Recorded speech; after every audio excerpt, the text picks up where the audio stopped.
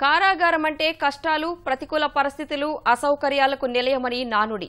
ప్రస్తుతం అధికారుల చొరవతో కొన్ని జైళ్లు ఆశ్రమాలను తలపిస్తున్నాయి. పచ్చదనంతో ఖైదీలకు ఆహ్లాదకర వాతావరణం కల్పిస్తున్నాయి.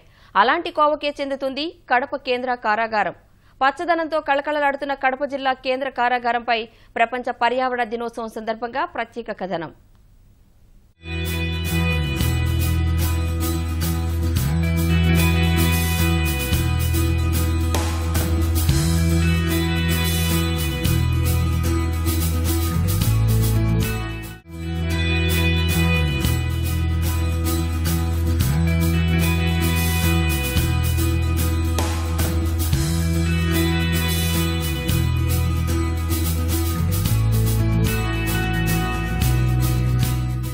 పచ్చని చెట్లు, అందమైన ఉద్యానవనం, ఎక్కడ చూసినా పూల మొక్కలు, కనువిందు చేసే ఆహ్లాద వాతావరణం. కడప జిల్లా కేంద్ర కారాగారంలోని పరిస్థితులు ఆవరణలోకి వెళితే చాలు పచ్చదనం పలకరిస్తుంది.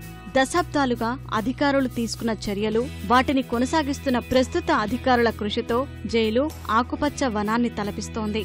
జైలు ఆవరణలోని మొక్కల ఆలనా పాలనలో అధికారులు, సిబ్బంది, ఖైదీలు భాగస్వాములు అవుతున్నారు.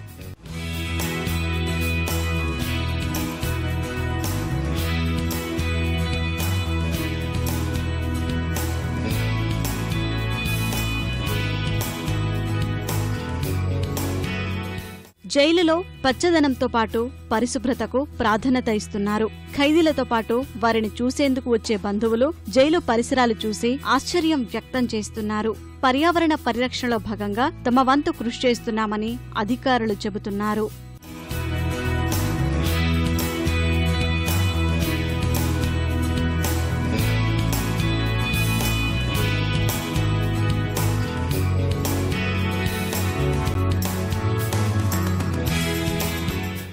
మొత్తం చెట్లు ఎక్కడైతే ఆల్మోస్ట్ అన్ని ఏరియాల్లో కవర్ అయిపోయింది. ఇంకా కవర్ కాని ఏరియాలలో కూడా గత సంవత్సరం కానీ ఈ సంవత్సరం కానీ మొక్కలు నాటుతూనే పోతా ఉన్నాం. ఎందుకంటే మొత్తం మన ప్రిమిసెస్ వచ్చేసి అరౌండ్ 44 ఎకర్స్ ఉంది. ఈ 44 ఎకర్స్లో వేల సంఖ్యలోనే ఉన్నాయి. ఎక్కడ కార్పొరేట్ బయట పోయే వాళ్ళల్లా ఒక జైలు అనుకోరు. జనరల్గా బయట నుంచి చూస్తే ఈ బిల్డింగ్ ఈ స్ట్రక్చర్స్ బయట నుంచి చూసేసి ఏదో కార్పొరేట్ కాలేజో, మెడికల్ కాలేజు, ఇంజనీరింగ్ కాలేజ్ అనే భావన కలుగుతుంది. కానీ జైలు అన్లెస్ అండ్ అంటిల్ ఆ బోర్డు చూసి కేంద్ర కారాగారం అనుకుంటే తప్పని చేసి జనరల్గా జైలు అని అనుకోరు ఎవరే కానీ. మహిళా జైలును అత్యంత సుందరంగా తీర్చిదిద్దారు ఖైదీలు.